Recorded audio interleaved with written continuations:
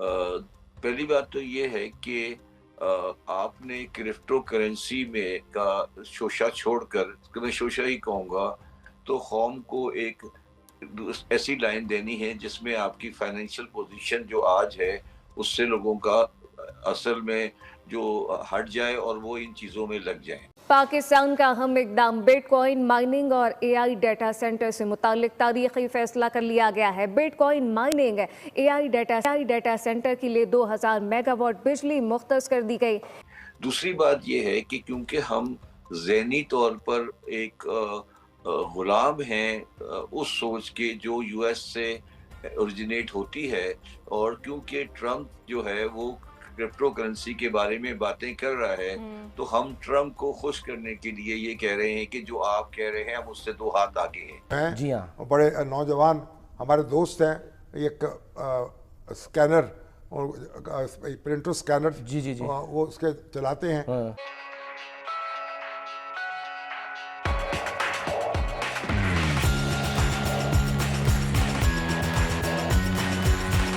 तो बेसिकली ये जो जो कुछ क्रिप्टो करेंसी के बारे में हो रहा है, मैं इसको बिल्कुल सीरियस नहीं लेता। ये एक डाइग्रेशन है जो कौम के लिए की जा रही है, इसका कोई नतीजा नहीं निकलेगा। मगर मैं आपको दूसरी बात बताऊं कि अगर आप क्रिप्टो करेंसी वाली तरह की चीज़ें पाकिस्तान में लेकर आएंगे, तो आप बहुत शदीद नुकसान पहुंचा देंगे अच्छा। पाकिस्तान के सिस्टम को। अच्छा, मैं ये क्यों कह रहा हूँ, वो ये इसलिए कह रहा हूँ मैडम शिफा, के पाकिस्तान दुनिया के चंद एक उन मुल्कों में है जिसमें foreign currency transaction totally regulated हैं। उसमें हर foreign currency transaction after 2018 State Bank of Pakistan के रेगुलेशन के तहत अंडरटेक की जा सकती है। अब आप क्रिप्टो करेंसी जब लेकर आते हैं तो उसका बुनियादी फलसफा ये होता है कि उसमें रेगुलेशन नहीं होती और वो डीरेगुलेटेड होता है सेंट्रल बैंक के साथ। सही है। तो अगर आप इस वक्त क्रिप्टो करेंसी की बातें कर रहे हैं और रेगुलेशन की बात कर रहे हैं, तो मेरा ख्याल है जिन लोगों ने ये बात की है उनको इस काम का अंदाजा नहीं है।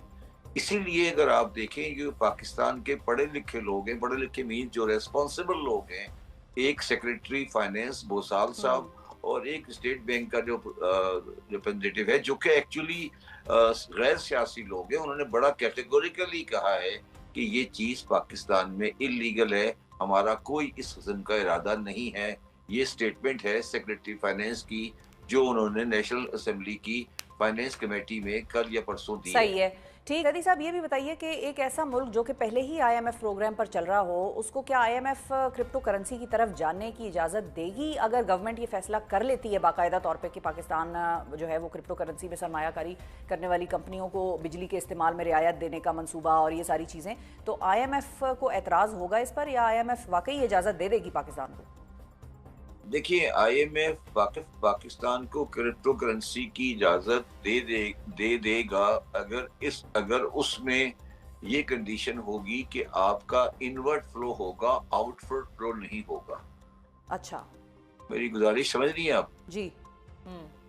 कि अगर वो ये कहेंगे कि अगर आपकी इनवर्ट एनर्जी में इन्वेस्टमेंट आ रही है और एनर्जी की किसी तरीके से आप इसको डील कर सकते हैं, तो फिर आप इन्वर्ट में अलाउ कर दें, मगर अपरेंटली वो आपको इसकी इजाजत नहीं देंगे। और जब आईएमएफ प्रोग्राम में आप हैं और आपकी करेंसी इतनी ज्यादा परेशान कुन है, तो वो शायद आपको इजाजत नहीं दें। ठीक है। मगर मैडम, मैं अब थोड़ा सा इसको जब और गौर से इसको मैंने देखा है, तो शायद, मैं कहना नहीं चाहिए, शायद गवर्नमेंट एक गैम्बल खेल रही है।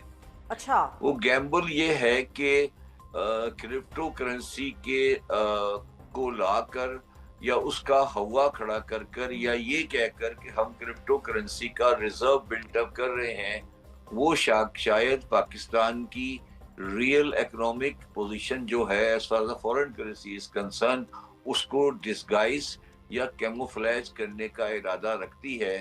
मगर मैं as a pure Pakistani, as a conservative prudent Pakistani professional ये कहता हूँ कि ये जुआ नहीं खेलना चाहिए। ठीक है। अच्छा, लेकिन वैसे तो कहा यह भी जा रहा है कि अगर पाकिस्तान में क्रिप्टो करेंसी लॉन्च हुई तो उसके लिए सरकारी और पब्लिक फंड्स इस्तेमाल करना होंगे, जो कि एक बहुत बड़ा रिस्क हो सकता है।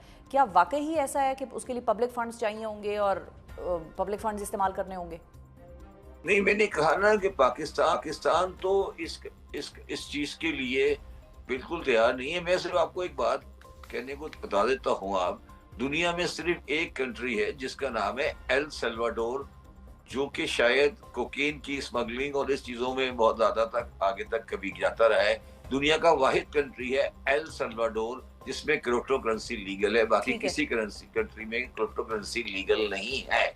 तो अगर पाकिस्तान एल सल्वाडोर के साथ खड़ा होना चाहता है तो मैं क्या कह सकता हूँ। ठीक है शबर साहब, आप ट्रंप का जिक्र किया तो मुझे भी ये बात याद आ गई कि पाकिस्तान तो ट्रंप के साथ ही खड़ा होना चाह रहा है, तो ट्रंप को बेसिकली क्या फायदा नजर आ रहा है अपने लिए? अगर हम अमेरिका की बात करें तो क्रिप्टो करेंसी का अमेरिका को क्या फायदा है?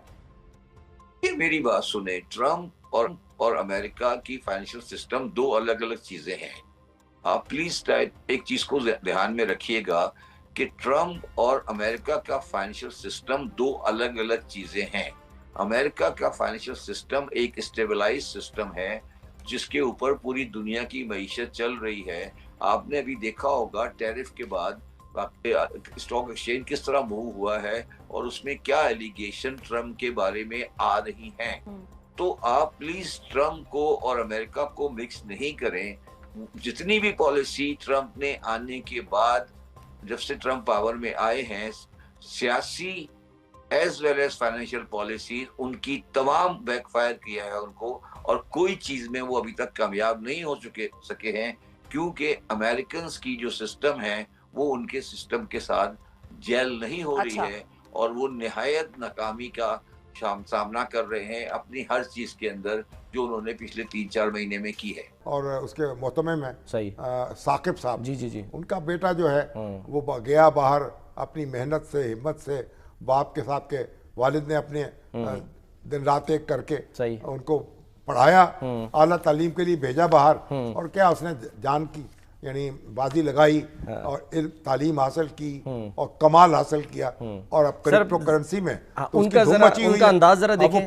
उसको खुसूसी मुआविन बन गया वजीर आजम। बिल्कुल, लास वेगस में सर उन्होंने कॉन्फ्रेंस है बहुत बड़ी जहां पर जेडी वेंस और न जाने कौन कौन। क्या बात है, पाकिस्तान का नाम पाकिस्तान ऐसे लोग बच्चों पे फख्र करता है। अंदाज भारत में हाहाकार मची हुई है। जी हाँ, ये पाकिस्तान जो है ये क्रिप्टो की दुनिया में आ गया है, जो अमेरिका से मिल रहा है कि अमेरिका को फॉलो कर रहा है अमेरिका के साथ। पॉलिसी क्यों चेंज हुई सर, जरा पूछते हैं। ये कमल चीमा साहिबा ने हमें ज्वाइन किया है, वो इन उमूर की जो है वो माहिर हैं और माई इम्पैक्ट मीटर की सीईओ भी हैं। वेलकम करते हैं कमल चीमा साहिबा। पाकिस्तान ने अपना मौकफ तब्दील किया, पहले क्यों नहीं चाहते था पाकिस्तान या यहाँ पर जो हुकूमतें थी कि जी हम क्रिप्टो में जाएं, इसको लीगलाइज करें, और अब क्यों कर रहे हैं?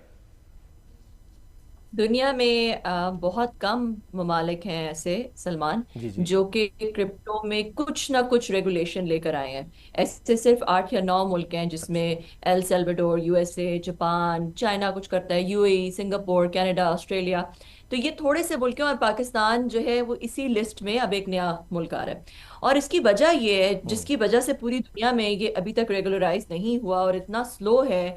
देखें, crypto has been around for many years, मतलब ये बहुत 2009 से पहले का है, मगर इसको गवर्नमेंट्स ने या बैंक्स ने सीरियस इसलिए नहीं लिया क्योंकि क्रिप्टो और बिटकॉइन एक ऐसी टेक्नोलॉजी है जो कि ब्लॉकचेन पे बेस्ड होती है, जो कि बेसिकली उसके लिए जरूरत नहीं पड़ती किसी सेंट्रल गवर्नमेंट या सेंट्रल बैंक को उसको कंट्रोल करने की जरूरत नहीं पड़ती। क्योंकि देखें, आप क्यों बैंक आता है, मतलब अगर वैसे बहुत हाई लेवल पे देखा जाए तो कोई बैंक या गवर्नमेंट इसलिए आती है क्योंकि वो ट्रस्ट बिल्ड करती है।